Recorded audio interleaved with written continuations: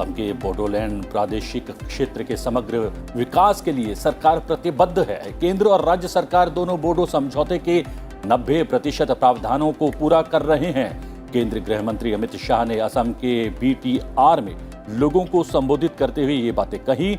केंद्रीय गृह मंत्री अमित शाह ने असम के मनकाचर सेक्टर में असम बांग्लादेश सीमा पर स्थित स्थिति का भी समीक्षा लिया और केंद्रीय मंत्री की मौजूदगी में भारत और बांग्लादेश सीमा पर तैनात कर्मियों ने फ्लैग मार्च भी किया। केंद्रीय गृह मंत्री अमित शाह ने असम के अमी गांव में जनगणना भवन का उद्घाटन और SSB के नवनिर्मित भवन का लोकार्पण भी किया। उन्होंने कहा कि जनगणना 100% गणना सुनिश्चित करेगी, अगले 25 वर्षों के लिए देश की विकास योजनाओं को आधार भी प्रदान करेगी। सुप्रीम कोर्ट राजद्रोह पर औपनिवेशिक युग के दंडात्मक कानून को चुनौती देने वाली याचिकाओं को एक बड़ी पीठ के पास भेजने पर आज विचार करेगा। केंद्र सरकार ने सुप्रीम कोर्ट में हलफनामा दायर कर भारतीय दंड संहिता की धारा 124 से देशद्रोह का फिर से परीक्षण और पुनर्विचार करने पर अपना पक्ष रखा था। हलफनामे में ये कहा गया कि प्रधानमंत्री की धारणा है कि ऐसे समय में जब हमारा देश आजादी के 75 वर्ष मना रहा है, हमें औपनिवेशिक बोझ को दूर करने की दिशा में काम करना चाहिए और उसी भावना के अनुरूप 2014-15 से अब तक 1500 से अधिक पुराने कानूनों को खत्म कर दिया गया। 25,000 से अधिक अनुपालन कंप्लायंस बोझ को भी समाप्त कर दिया गया, जो लोगों के लिए अनावश्यक बाधा उत्पन्न कर रहे थे।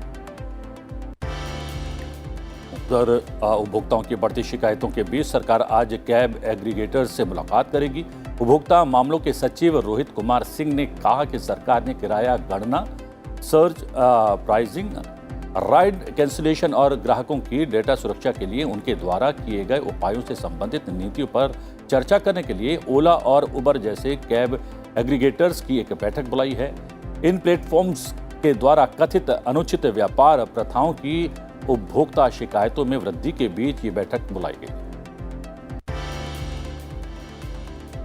और इधर बंगाल की खाड़ी के ऊपर बना चक्रवाती तूफान आसानी तटीय आंध्र प्रदेश और ओडिशा की ओर बढ़ रहा है।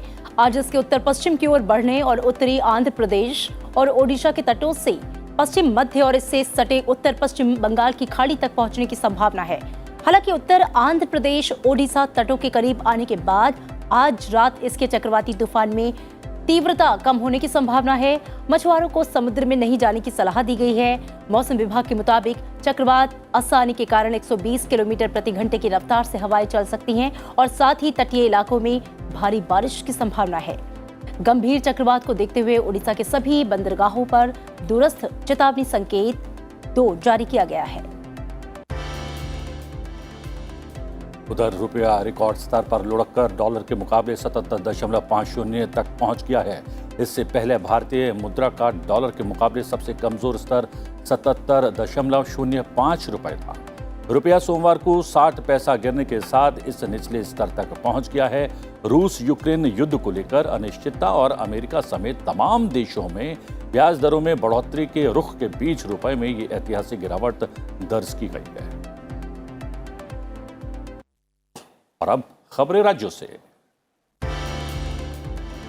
मोहाली के सोहाना में इंटेलिजेंस ब्यूरो के दफ्तर में एक धमाका हुआ है। ये धमाका सोमवार शाम 7:30 बजे हुआ, जिसका असर इतना भयानक था कि पूरी बिल्डिंग के शीशे चकनाचूर हो गए। वहीं इस धमाके की आवाज दूर तक सुनाई गई। मौके पर SSP IG ने पहुंचकर जरूरी जांच भी शुरू कर दी है। इसके अलावा पंजाब पुलिस में हाई अलर्ट जारी कर दिया गया है। गृह मंत्री अमित शाह का आज असम दौरे का दूसरा दिन है। आज असम की सत्ता में हेमंत बिस्वा शर्मा के नेतृत्व वाली सरकार के 1 साल पूरे हो रहे हैं और इस दौरान अमित शाह एक रैली को संबोधित करेंगे। सीएम योगी राजकीय स्वतंत्रता संग्राम संग्रहालय और विक्टोरिया पार्क में क्रांति दिवस पर आयोजित कई कार्यक्रमों में हिस्सा लेंगे। साथ ही मंडल के विकास कार्यों और कानून व्यवस्था की समीक्षा बैठक करेंगे। इसके अलावा वो निर्माणाधीन ट्रांजिट हॉस्टल RRTS परियोजना और इंटीग्रेटेड ट्रैफिक मैनेजमेंट सिस्टम का भी निरीक्षण करेंगे। इस दौरान सीएम योगी क्रांतिकारी नायक और 1857 की क्रांति के अग्रदूत शहीद कोतवाल धन सिंह गुर्जर की प्रतिमा पर माल्यार्पण भी करेंगे। अमर जवान ज्योति, शहीद मंगल पांडे और शहीद स्मारक स्तंभ पर पुष्पांजलि अर्पित करेंगे। कोरोना काल में देश के दूसरे राज्यों में संकट में फंसे उत्तर प्रदेश के प्रवासी नागरिकों को सामाजिक आर्थिक सुरक्षा दिलाने की घोषणा मुख्यमंत्री योगी आदित्यनाथ ने की थी।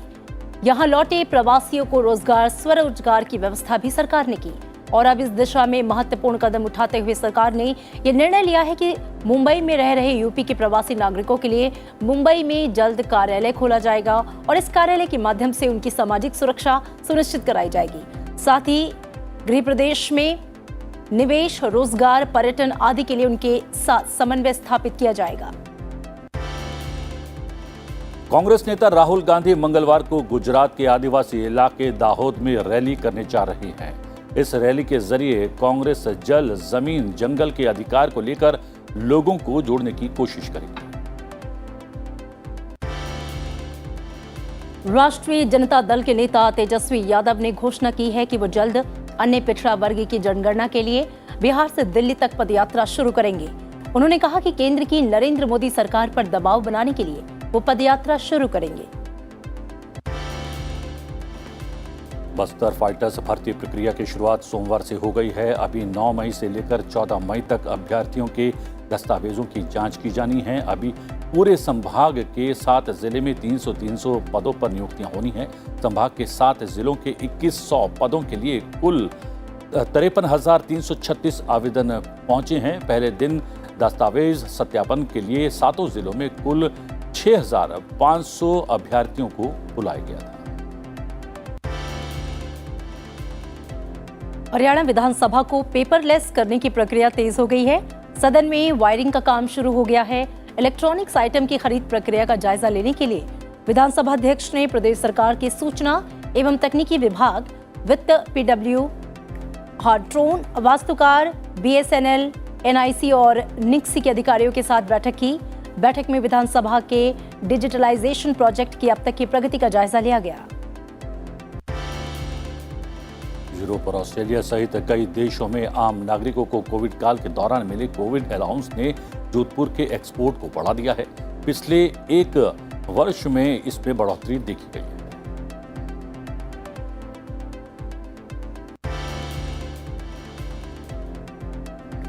कुछ दिन की राहत के बाद एक बार फिर से भीषण गर्मी और लू का प्रकोप देश के कई राज्यों में लौट रहा है। मौसम विभाग के अनुसार राजस्थान, उत्तर मध्य महाराष्ट्र, विदर्भ, पश्चिम मध्य प्रदेश, हरियाणा, दिल्ली और पंजाब में लू के थपेड़े लोगों को परेशान करेंगे। राष्ट्रीय और राज्यवार खबरों के बाद आइए नजर डालते हैं अंतर्राष्ट्रीय खबरों पर। श्रीलंका में आर्थिक और राजनीतिक संकट के कारण हालात गंभीर होते जा रहे हैं। सोमवार को निवर्तमान प्रधानमंत्री महिंद्रा राजपक्ष ने पद से इस्तीफा दे दिया, जिसके बाद से देश भर में सड़क पर उतरे प्रदर्शनकारियों ने हमला बोल दिया। यही नहीं, बेकाबू प्रदर्शनकारियों ने 12 से ज्यादा यात्री मंत्रियों के घरों को आग के हवाले कर दिया, जिस पर अमेरिका की प्रतिक्रिया सामने आई है। अमेरिका ने कहा है कि श्रीलंका के हालात पर नजर बनाए हुए है। श्रीलंका के एक सांसद समेत 5 लोगों के मारे जाने की खबर है, तो वहीं 150 से ज्यादा लोग इस हिंसा में घायल हुए। कल शाम से लेकर बुधवार शाम 7 बजे तक कर्फ्यू लगाया गया है। श्रीलंका के अंतर्राष्ट्रीय मुद्रा कोष के साथ आर्थिक मदद को लेकर 23 मई तक बातचीत जारी रहेगी।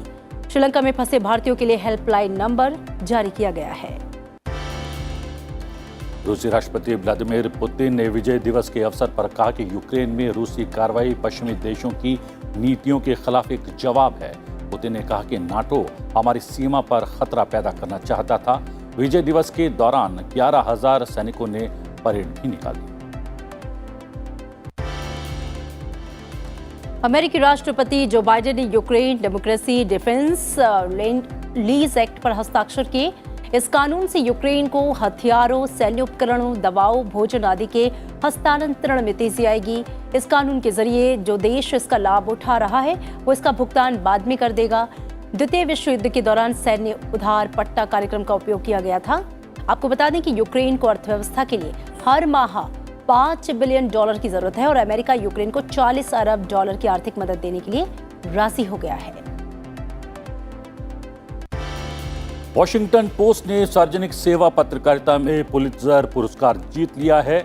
हम बता दें, वॉशिंगटन पोस्ट ने यूएस कैपिटल्स में 6 जनवरी 2021 के विद्रोह की कवरेज की थी। वहीं मियामी हेराल्ड को सर्फसाइड कोंडो के ढहने पर ब्रेकिंग न्यूज रिपोर्टिंग के लिए पुलित्जर अवार्ड से सम्मानित किया गया है, जबकि न्यूयॉर्क टाइम्स ने राष्ट्रीय और अंतर्राष्ट्रीय रिपोर्टिंग दोनों में ही ये पुरस्कार जीता है।